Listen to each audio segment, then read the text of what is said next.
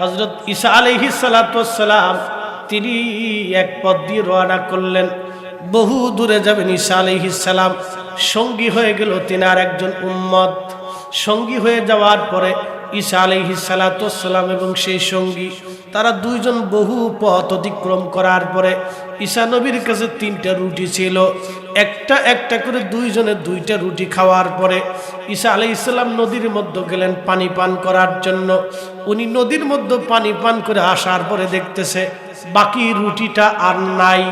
জিজ্ঞেস করলেন, ও আল্লাহর বান্দা, বাকি একটা রুটি ছিল, রুটি তো ছিল 3টা, তুমি আমার সফর সঙ্গী, আমি আর তুমি, এই দুইজন ছাড়া তো এখানে আর কেউ নাই,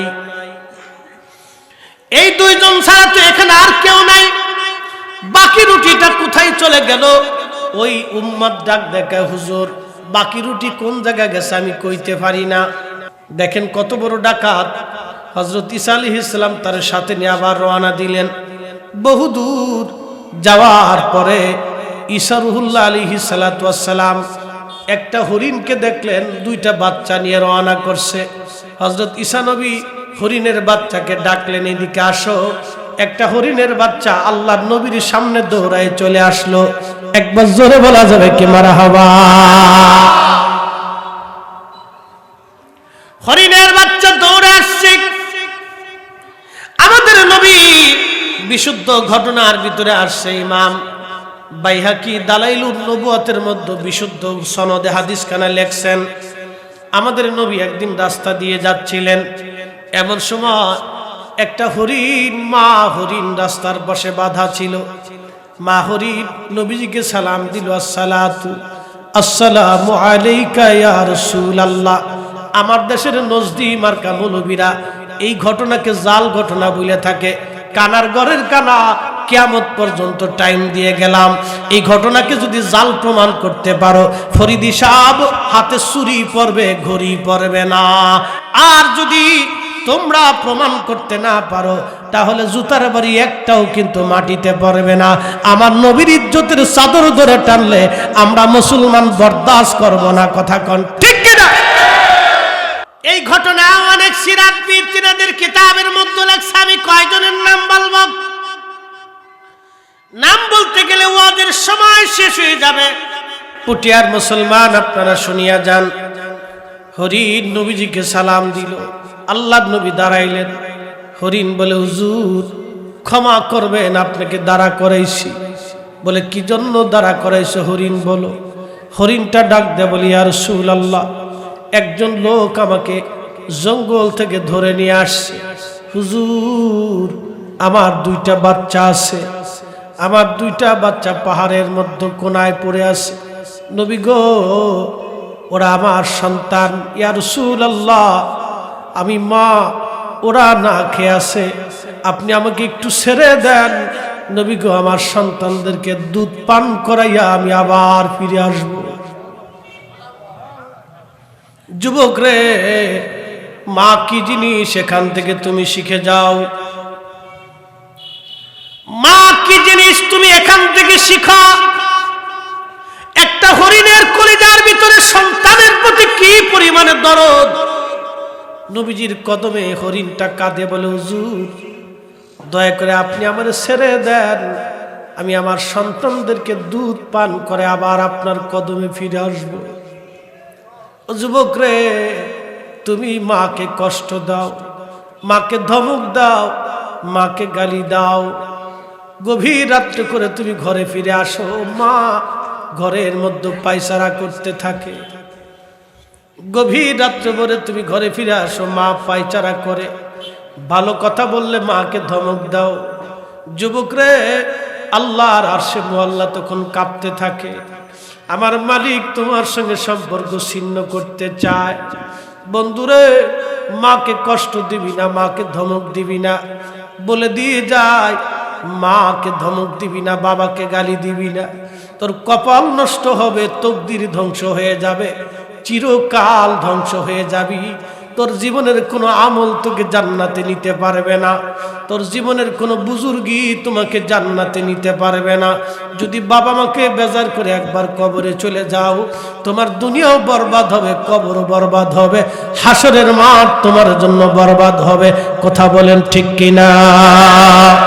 ওগো মা, তুমি এ ধরনের শ্রেষ্ঠ নিয়ামত, তোমারই পদতলে রয়েছে জান্নাত, তোমারই পদতলে রয়েছে জান্নাত। প্রিয় নবী ডেকে বলল, হরিণ তুমি কি আবার ফিরে আসবা? হরিণ বলে, হ্যাঁ ইয়া রাসূলুল্লাহ। নবী গো, আমি আপনার সাথে ওয়াদা করলাম আমি আমার বাচ্চাদেরকে দুধ পান করাইয়া আবার আপনার কাছে ফিরে আসব। আল্লাহর নবী হরিণের বাঁধন ছেড়ে দিলেন। বাঁধন ছেড়ে দেওয়ার পরে হরিণ চলে গেল। হরিণ যাইয়া তার দুইটা বাচ্চারে দুধ পান করাইলো মা হরিণ।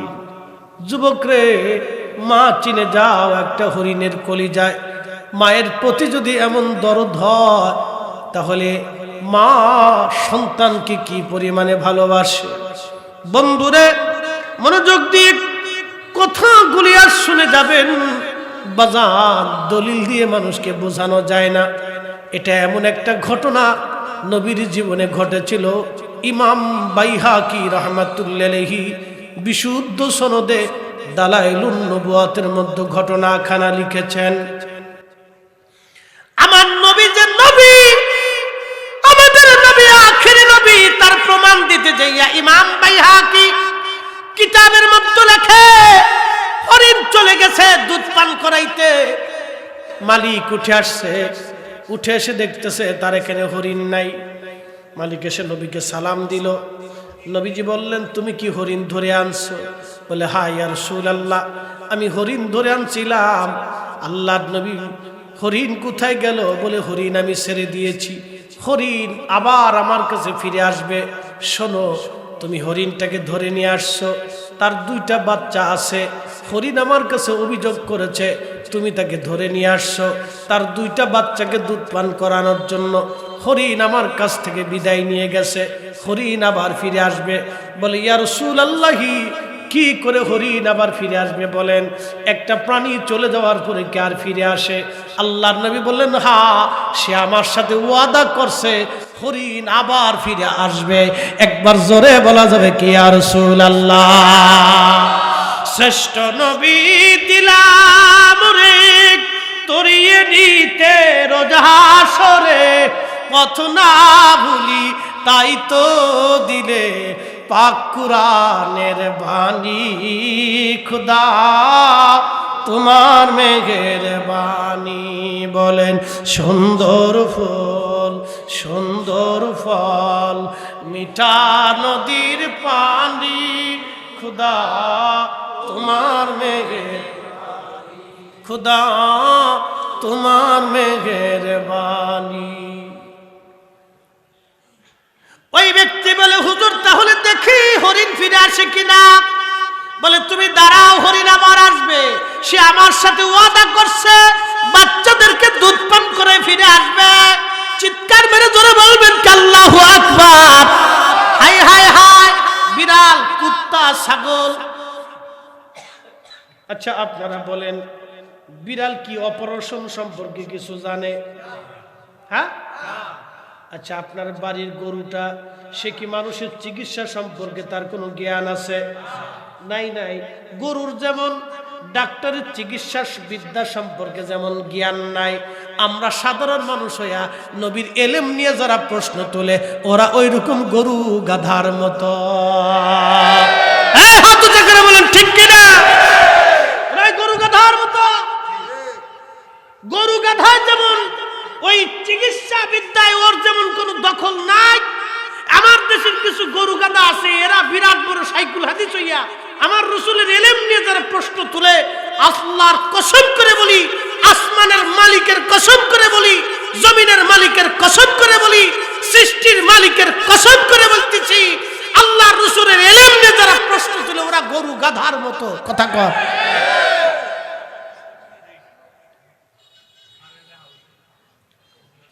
হরিণ চলে গেছে, বাচ্চাদেরকে দুধ পান করাইলো। দুধ পান করে হরিণ ফিরে আসে, বাচ্চারাও হরিণের পিছে পিছে দৌড়ায় আসছে। বাচ্চা তো বাচ্চা, মা যেখানে যায় বাচ্চা সেখানে যায়, মা যেখানে যায় সন্তান সেখানে যায়, মা ছাড়া সন্তান থাকতে পারে না। এই জন্য এতিম যারা হয়ে যায়, আল্লাহর নবী বলছেন ও এতিম তোমরা পালো, ওই এতিমের মাথায় তোমরা হাত দাও, এতিমরে তোমরা খাওয়াও। যারা এতিম পালে, এতিম লালন করে, এতিমদেরকে যারা খাওয়ায়, জান্নাতের মধ্যে আমি নবীর কাছাকাছি সাথে সাথে পাশাপাশি তারা জান্নাতের মধ্যে থাকবে। একবার জোরে বলা যাবে কি মারহাবা। আবু মুসলিম আল খাওলামি রাহমাতুল্লাহি আলাইহি বিরাট বড় কিবারুত তাবিঈন, আবু বকর সিদ্দিক রাদিয়াল্লাহু আনহুর হাতে কালেমা পড়েছিলেন। বাড়ি ছিল মিশর, দিনের দাওয়াত দিতে গেছেন ইয়ামান। ভণ্ড নবীর উদ্ভব হলো। ভণ্ড নবী বলল, আবু মুসলিম যদি আমাকে নবী মানো তাহলে তোমাকে ছেড়ে দিব। আবু মুসলিম আল খাওলামি বলেন, ভণ্ড নবী কাজ্জাব, আমাদের নবী শেষ নবী, আমাদের নবীর পরে আর কোন নবী আসবে না। বলে, তোমাদের নবী শেষ নবী, তার প্রমাণ কি? আবু মুসলিম আল খাওলামি ডাক দে বলেন, কাজ্জাব, তোমরা আমারে মেরে ফেলবা, তোমরা আগুন জ্বালাইছো, আগুনে পুড়ায় মারবা, আমার হাত পা বেঁধে আগুনের মধ্যে তোমরা ফেলে দাও। আমার শরীর যদি আগুনে পুড়ায় তাহলে আমার নবী মিথ্যা, আর যদি আগুন আমারে না পুড়ায় তাহলে তোদের নবী মিথ্যা। চিৎকার মেরে জোরে বলেন আল্লাহু আকবার। পটিয়ার মুসলমান, ইমান কি কঠিন ইমান, কত জটিল ইমান, ইমান কত জটিল। আগুনে ফেলে দে, যদি আমার শরীর আগুনে পোড়া তো আমার নবী মিথ্যা, আর যদি আমি না পুরি তাহলে ও ভণ্ড নবীর উম্মতরা তোদের নবী মিথ্যা। হযরত ওমর রাদিয়াল্লাহু আনহুর কাছে খবর আসছে, ইয়ামান দেশে আবু মুসলিম আল খাওলামিকে ভণ্ড নবীর লোকেরা অ্যারেস্ট করেছে, ধরে নিয়ে গেছে মেরে ফেলে দেওয়ার জন্য। হযরত ওমর শুধু পায়চারা করতেছে, আহা নবীর একজন খালেস উম্মত আজ কঠিন পরীক্ষার সম্মুখীন হয়ে গেল। বন্ধু, মদিনায় সংবাদ আসছে, কিন্তু মদিনার থেকে ইয়ামান বহু দূরের রাস্তা, সাহায্য সৈন্য পাঠাইতে দেরি হয়ে যাবে। হযরত আবু মুসলিম আল খাওলামিকে ভণ্ড নবীর লোকেরা হাত পাগুলি বেঁধে নিয়ে আগুনের মধ্যে ছেড়ে দিল। আগুন জ্বলে, আবু মুসলিম আল খাওলামি জ্বলে না। একসাথে জোরে বলেন না আল্লাহু আকবার।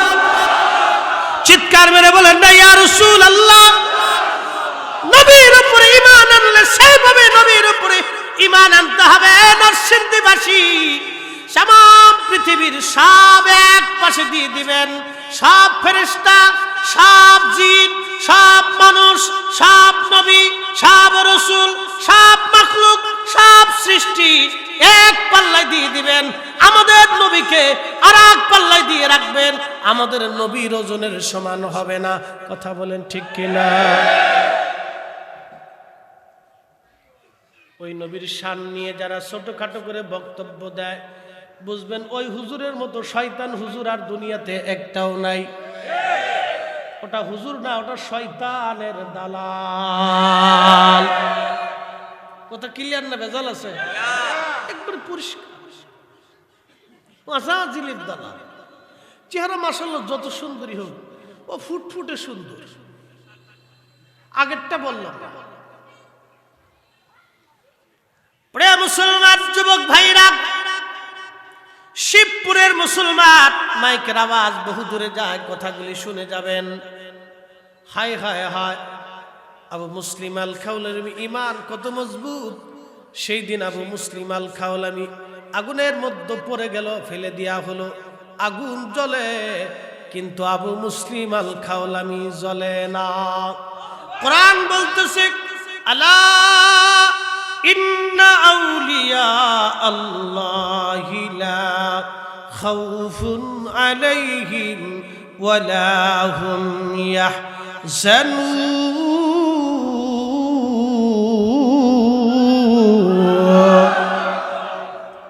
কোরআনের উপরে কোনো দলিল আছে? কোরআনের উপরে কোনো বাক্য আছে? আল্লাহর কালামের মতো এত সুন্দর কারো কালাম আছে? আল্লাহর কথার উপরে কারো দামি কথা আছে? আল্লাহর কথার মতো বিশুদ্ধ কোনো কালাম আছে? আল্লাহর কালামে, আল্লাহর জবানে আল্লাহ নিজে বলতেছে, আলা সাবধান, সাবধান, সাবধান, ইন্না নিশ্চয়, আউলিয়া আল্লাহি আমার ওলি যারা, বন্ধু যারা, লা খাউফুন কোনো ভয় নাই, ভয় তো নাই, ওয়ালা হুম ইয়াহজানুন তাদের চিন্তাও নাই, ভয় তো নাই, চিন্তাও নাই, ভয় তো নাই, চিন্তাও নাই। একসাথে জোরে বলবেন কি মারহাবা। বাংলাদেশ স্বাধীন করছে কারা? জোরে বলেন। এটা কি সত্য না মিথ্যা? এদেশে সূর্য পূর্ব আকাশে উদিত হয়, পশ্চিম আকাশে ডুবে যায়। এটা যেমন সত্য, মুক্তিযোদ্ধারা আমার দেশ স্বাধীন করার সময় নিজের জীবন বাজি রেখে তারা যুদ্ধ করেছিল। আমার গ্রামে যুদ্ধ হয়েছে 12 জন মুক্তিযোদ্ধা 200 মিলিটারির সঙ্গে যুদ্ধ করেছে। 11 জন শহীদ হয়েছিল, মাত্র 1 জন বেঁচে ছিল। দেশের ভালোবাসায় তারা তাদের জীবনকে কুরবানি করে দিয়েছিল, নিজের জীবনের দিকে তারা তাকায় নাই, দেশকে তারা ভালোবেসেছিল। এক সাগর রক্তের বিনিময়ে বাংলার স্বাধীনতা আনলে যারা, আমরা তোমাদের ভুলবো না, আমরা তোমাদের ভুলবো না। মোরা একটি ফুলকে বাঁচাবো বলে যুদ্ধ করি, মোরা একটি ফুলকে বাঁচাবো বলে যুদ্ধ করি, মোরা একটি মুখের হাসির জন্য অস্ত্র ধরি, মোরা একটি ফুলকে বাঁচাবো বলে যুদ্ধ করি। জীবনকে উপেক্ষা করে দেশের জন্য, মাটির জন্য যারা জীবন দিক শহীদ হয়ে এই দেশের স্বাধীনতা যারা নিয়ে আসলো, তারা মুক্তিযোদ্ধা, তারা দেশের শ্রেষ্ঠ সন্তান। কথা বলেন ঠিক না বেঠিক? বাজান, রাজনীতির যে দল করেন সেটা আপনার, মুক্তিযোদ্ধারা কোনো রাজনীতির দলের না, তারা দেশের সম্পদ। খুব মনোযোগ দিয়ে কথাগুলি শুনে যাবেন। ও মুসলমান, আজ থেকে 800 বছর আগে এই জমিনে কালেমা কে আনলো? কালেমার জন্য কে মুক্তিযুদ্ধ করলো? কালেমার জন্য কে সেই দিন তলোয়ার ধরলো? কালেমার জন্য কে হাজার হাজার রাস্তা পথ সেই দিন কে উপেক্ষা করে আসলো? বৃষ্টি আর বিরাট বড় নদী, বিরাট বড় পথ সুদূর ইয়ামান হয়ে বাংলাদেশে আসলো, ইয়ামান দিয়ে সৌদি আরব হয়ে, এরপরে ইরাক হয়ে, ইরান দিয়ে পাকিস্তান হয়ে, এরপরে ভারত হয়ে বাংলাদেশ হাজার হাজার মাইল পথ অতিক্রম করে এই জমিনে 360 জন আল্লাহর ওলি এসেছিলেন কালেমার একটা পতাকা কাঁধে নিয়ে। এই পতাকার নাম লা ইলাহা ইল্লাল্লাহু মুহাম্মাদুর রাসূলুল্লাহ সাল্লাল্লাহু আলাইহি ওয়াসাল্লাম। আজকে ওরা কারা এই কালেমার মধ্যে ভুল ধরে? ওরা কারা বুকে হাত বেঁধে নামাজ পড়ে ওরা বলল এই কালেমার মধ্যে ভুল আছে, মুহাম্মাদুর রাসূলুল্লাহ পাশাপাশি লেখা যাবে না, পাশাপাশি শিরিক। আরে শাহজালাল তো আজ থেকে 800 বছর আগে কালেমা আনছে। শাহজালালের দেওয়া কালেমাকে যারা ভুল ধরে, শাহজালাল ইয়ামানি কে? তিনি তো শুধু ইয়ামানি না, তিনি হাসানি ওয়াল হুসাইনি। হাসানি আর হুসাইনিকে, ইমাম হাসান আর হুসাইনের সরাসরি রক্ত, সরাসরি বংশ, সরাসরি আওলাদ। তিনি হযরতে শাহজালাল ইয়ামানি, শাহ মুস্তাফা আল বাগদাদি, হাসানি আল হুসাইনি, সিফা সালাম নাসিরউদ্দিন রহমাতুল্লাহ আলাইহি, ফতেহ গাজী রহমাতুল্লাহ আলাইহি, কেল্লা শহীদ রহমাতুল্লাহ আলাইহি।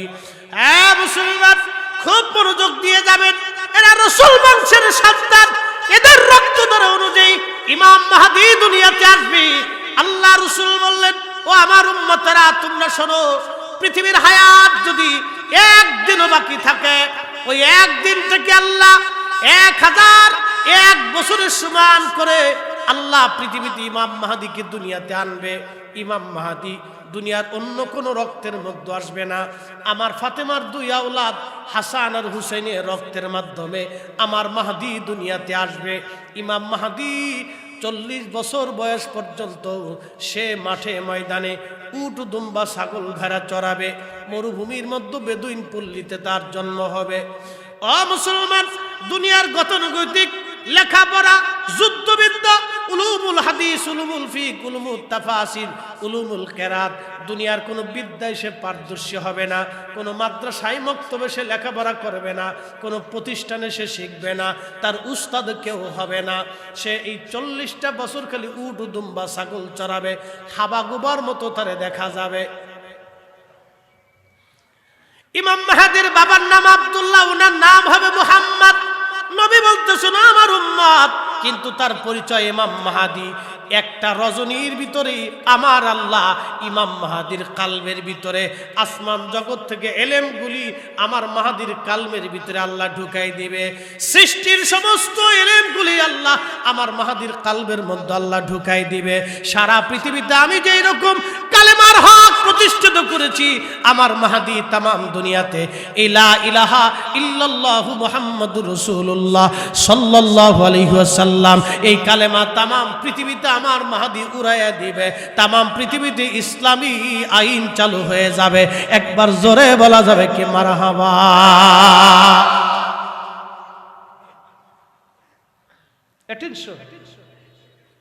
এতগুলি কথা কেন বললাম? ইমাম মাহদী আসবে হাসান আর হুসাইনের রক্তে, শাহজালালিয়া মানেও হাসান হুসাইনের রক্তে। কথা কন না কেন? জোরে বলেন, আরো জোরে। 360 আউলিয়ার অনেকেই হাসান হুসাইনের রক্তে। কেউ যদি দাবি করে আমি সাইয়্যিদ নবী বংশের সন্তান, আর যদি দেখেন বিড়ি টানে, তাহলে বুঝবেন নবীর বংশের না। এই কি কথা কন না কেন? কেউ যদি বলে আমি সাইয়্যিদ নবীর বংশের, নামাজ যদি না পড়ে, তাহলে বুঝবেন এটা নবীর বংশের না, এটা শয়তানের বংশের। আসতে কইলেন কেন? জোরে বলেন। নবীর বংশের যারা সরাসরি আল্লাহর নবীর রক্তের যারা থাকবে, তারা থাকবে পুত পবিত্র। তাদের চেহারার দিকে তাকাইলেই বোঝা যাবে তারা আল্লাহর নবীর বংশের। তাদের কার্যাবলীতেই বোঝা যাবে তারা রসুল বংশের। তাদের রক্তের ভিতরে নবীর রক্ত প্রবাহিত হয়, হাসান হুসাইনের রক্ত প্রবাহিত হয়। শিবপুরের মুসলমান শুনিয়া যান, সময় আমার খুব, এখান থেকে সেরে আমি 2500 যাব, 2500 সেরে আমি আবার রায়পুরে যাব। কালকেও 3টা করছি, জোহরের পর থেকে রাত 1টা 2টা পর্যন্ত। আজকেও 3টা, কালকে 2টা, তারপরে দিনও 3টা, বিরাম নাই। হুজুর ঘুমান করছো? আজকে 4 ঘন্টা ঘুমাইছি, গতকাল 5 ঘন্টা। আপনারা ভাবেন ফরিদি সাহেব চেহারা তো ভালোই মাশাআল্লাহ দেখা যায়, আসলে এই কথা হলো শক্তি। আমরা শক্তি যিনি দেন সেই মালিকের নাম আল্লাহ। বরকত আমি এক জায়গা থেকে খাইছি পাইছি। আমার পীরের বাড়ি 12 বছর, 12টা বছর আমি আমার পীরের বাড়ির তাবারক খাইছি। 12 বছর খেয়ে খেয়ে খেয়ে খেয়ে মানুষ হয়েছি। 12 বছর ধরে খাইছি, 12 বছর। একটা দিনের জন্য ওই তাবারকের প্রতি আমার বিতৃষ্ণা আসে নাই। আজকে সত্য কথা বলে দিয়ে যাই, ওই খানার প্রতি একটা দিনের জন্য আমার বিতৃষ্ণা আসে নাই। প্রিয় নরসিংদীর মুসলমান শুনিয়া যান, কেন ইতিহাস আজকে টান দিলাম। 800 বছর আগে দিন এই দেশে শাহজালালের কাঁধে ভর করে এই জমিনে কালেমা আসছে, দিন আসছে। শাহজালাল রহমতুল্লাহ আলাইহি নামাজ শিখাইলেন এইভাবে, বুঝে যাবে। দলিল আমি দেব না, দলিল আমার ঘরে বহুত আছে, 38টা হাদিসের কিতাব, দলিলের কোনো শেষ নেই। আজকে আপনাদেরকে পরিসংখ্যান থেকে RS CS BS এসে খতিয়ার নাম্বার সহ একবার বুঝিয়ে দিয়ে দিতেছি। শাহজালাল রহমাতুল্লাহ আলাইহি নামাজ পড়লেন এইভাবে। উনি যদি নামাজ এইভাবে পড়তেন তাহলে এদেশের 18 কোটি মুসলমান এইভাবে নামাজ পড়তো। এই কথা বলেন ঠিক কি না? উনি যদি নামাজ এইভাবে পড়তো তাহলে এদেশের 18 কোটি মুসলমান এইভাবে নামাজ পড়তো। 360 আউলিয়া নামাজ শিখেছে এইভাবে।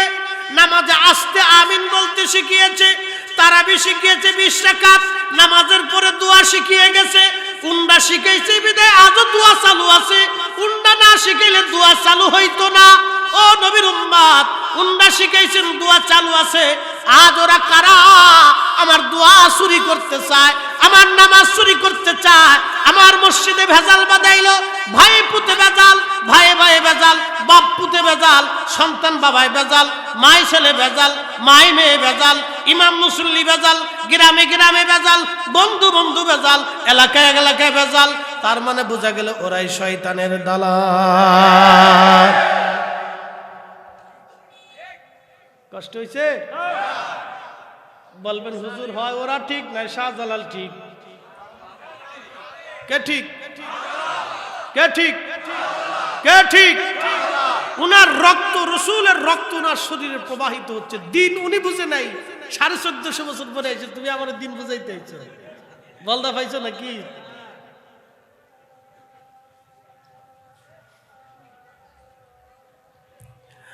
পুটিয়ার মুসলমান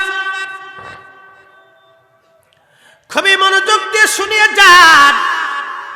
850 বছর ধরে এই জমিনে দিন আনছে শাহজালাল রহমাতুল্লাহ আলাইহি। হাই হাই কি চমৎকার কথা! আল্লাহর ওলি আনলেন, কত চমৎকার দিন। আমরা এই জমিনের ভিতরে চলতেছি। আমাদের মসজিদের মধ্যে কোনো ভেজাল ছিল না, আমাদের গোরস্থানে ভেজাল নাই, আমাদের নামাজে ভেজাল নাই। আমরা কারো ব্যক্তিগত তরিকায় নামাজ পড়ি না, আমরা নবীর তরিকায় নামাজ পড়ি, আমরা নবীর তরিকায় দোয়া করি। কথা ঠিক কি না? মনোযোগ দিয়েন। তাহলে বোঝা গেল শাহজালাল রহমাতুল্লাহ আলাইহি সহ এই জমিনের যত ওলি আল্লাহ ছিলেন, শাহজালাল রহমাতুল্লাহ আলাইহি ওনার রক্তধারা হলো রাসূল কারীমের রক্তধারা, আল্লাহর হাবিবের রক্তধারা। ওই রক্তধারা অনুযায়ী দুনিয়াতে আর একটা রক্তধারা, ওই রক্তধারা অনুযায়ী দুনিয়াতে একজন ইমাম আসবে। সেই ইমামের নাম ইমাম মাহদী আলাইহিস সালাম। একবার জোরে বলা যাবে কি মারহাবা? আল্লাহুম্মা সাল্লি আলা সাইয়্যিদিনা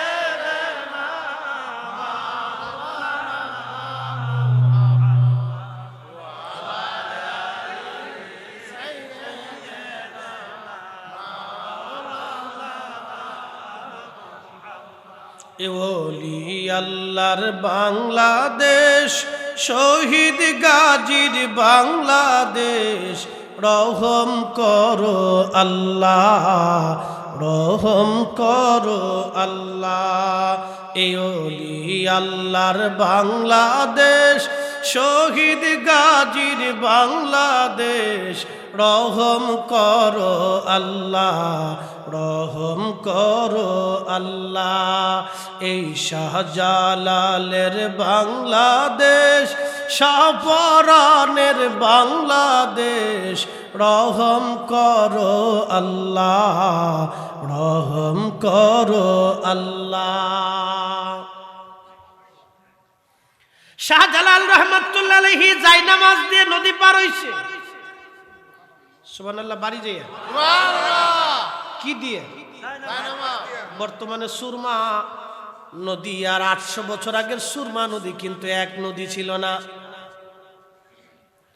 800 বছর আগে সুরমা নদী বিরাট বড় নদী ছিল। বর্তমান ঢাকা আর 800 বছর আগের ঢাকা কিন্তু এক ঢাকা ছিল না। 50 বছর আগে ওই বুড়িগঙ্গার পানি দিয়ে মানুষ গোসল করছে, ওই পানি দিয়ে রান্না বান্না করছে। আর 50 বছর পরে আসার পরে ওই পানির ভিতরে কেউ যদি গোসল করে সগীরা গুনাহ মাফ। কত খারাপ কিছু! পুরে সর্বনাশ! কি পানির পানি রে ভাই! এই মাঘ মাসে যে কেউ যদি পানির ভিতরে নামে তো সর্বনাশ। ও শরীর দিয়ে খালি সেন্ট বেরিয়ে।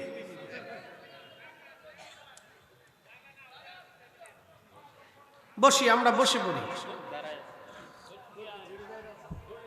আচ্ছা, অনেকে দাঁড়ায় ওয়াজ শুনতে পছন্দ করে, করুক না, থাক, যে যেভাবে সুবিধা পায়। একসাথে বলি না আল্লাহু আকবার। যার যেরকম সুবিধা আর কি। অনেকে দাঁড়ায় সুবিধা পায়, ভালো লাগে, তো থাকুক, বসে থাকুক, দাঁড়ায় থাকুক, অসুবিধা নেই। আমার দরকার হলো শুনতেই, আমার দরকার হলো শোনা, খুব ইখলাসের সাথে মনোযোগের সাথে শোনা। মাশাআল্লাহ, মাগরিবের রক্তেই মাঠ অর্ধেক ভরে গেছে, 3 ভাগের 4 ভাগের 3 ভাগ ভরে গেছে, আর 1 ভাগ বাদ আছে, ইনশাআল্লাহ ভরে যাবে। একসাথে বলেন না মারহাবা। আল্লাহু আকবার। খুব মনোযোগ দিয়ে শাহজালাল ইয়ামানি মুজাররদি যায় নামাজ দিয়ে নদী পার হইল। তো কত বড় নদী, বিরাট বড় সুরমা নদী, বর্তমান নদীর মতো নাই, নদীর থেকে 10 গুণ বড় নদী। শাহজালাল রহমাতুল্লাহ আলাইহি নদী পার হইলেন সুরমা যায় নামাজ দি। আজকে যারা তোমরা আমার নামাজে ভুল ধরো, দুয়ায় ভুল ধরো, তারাবিতে ভুল ধরো, বেতের নামাজ 1 রাকাত বানাইছো 3 রাকাত বাদ দিয়া, তোমরা শুনে নাও, তোমরা যদি হক হও তাহলে আমি বলবো বাইরে পদ্মা নদীর পারে তোমার যত শায়েক শুয়েক আছে সব কয়টার আইনা যায় নামাজ বিছাই দিয়া, যত দোয়া কালাম আছে পইরা ফু মাইরা যায় নামাজ দিয়ে নদী পার হও। যদি ফু দিয়া যায় নামাজ দিয়া নদী পার হইতে পারো পদ্মা নদী, আমি ফরিদি বিনা দলিলে তোমাদের কথা মাইনে নিব। আর যদি যাই নামাজ দিয়ে নদী পার হইতে না পারো তাহলে জুতার বাড়ি কিন্তু একটাও মাটিতে পড়বে না। হাত উঁচু করে বলেন ঠিক কিনা? হ্যাঁ, তোমরা ঠিক না, শাহজালাল ঠিক।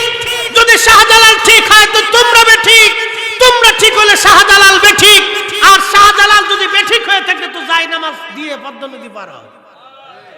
কি কথা খারাপ কইছি? আমারও তো দলিল লাগবে না, তুমি আমাকে একবারে সোজা দলিল দাও। আবু মুসলিম আল খাওলামি আগুনের ভিতরে পড়ে গেছে, বন্ড নবীর লোকেরা তার আগুনের মধ্যে ফেলাইছে, আগুন জ্বলে, আবু মুসলিম জ্বলে না। এটা আমার নবীর উম্মত, আমরা ওই মুসলমান, আমরা সেই মুসলিম যাই নামাজ দিয়ে নদী পার হওয়া মুসলিম, আমরা সেই মুসলমান। ইমাম শাফিঈ যাই নামাজের উপরে দজলা নদীর উপরে নামাজ পড়েছিলেন, যোহরের পুরা ওয়াক্ত নামাজ লক্ষ লক্ষ মুসলমান দেখেছিল। আমরা সেই মুসলিম। হযরত হুজুর গাউসে পাক মহিউদ্দিন আব্দুল কাদের জিলানী রাহমাতুল্লাহি আলাইহি মুরাকাবায় লৌহে মাহফুজের পৃষ্ঠা দেখতে পারতেন। আমরা সেই মুসলিম। আমাদের আকাবির মুজাদ্দিদ আল ফিসারি সরহিন্দি ফারুকি বাঘের সিংহের খাঁচার ভিতরে তাকে দিয়ে দেয়া হলো, সিংহ মাথা নত করে আল্লাহর ওলির কদমে চুমা দিয়ে বলো, হুজুর দুনিয়ার কেউ না চিনলেও আমি চিনি, আপনি জামানার মুজাদ্দিদ। তেলের গাড়ি তেলে চলে,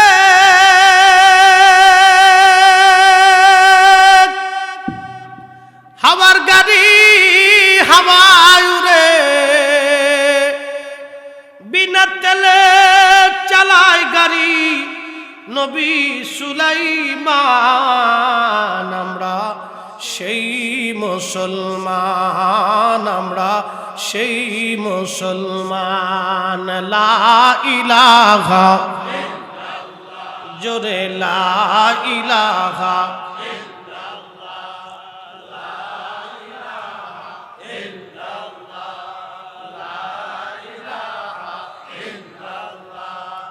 লা ইলাহা লা ইলাহা হাসবি রব্বি জাল্লাল্লাহ মা ফি কলবি গায়।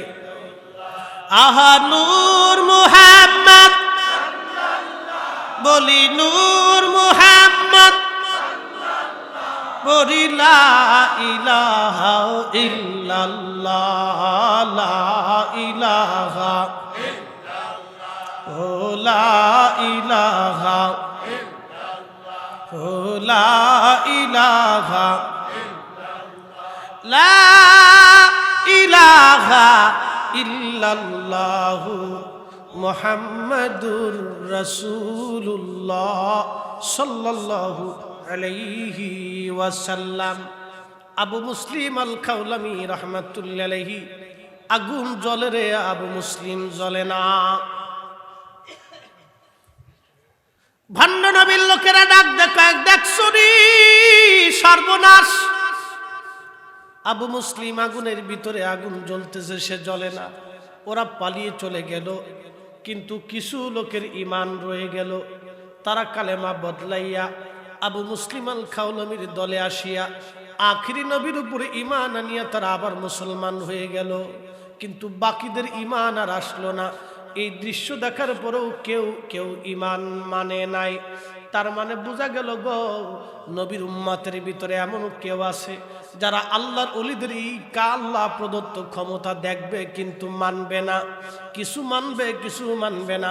আল্লাহর নবী যখন চাঁদ দ্বিখণ্ডিত করে দেখাইলেন, তখন আবু জাহেলের দল মানে নাই, কিন্তু ঠিকই আবু বকরের জামাত মেনে নিয়েছিল। কি কথা বলেন ঠিক কিনা?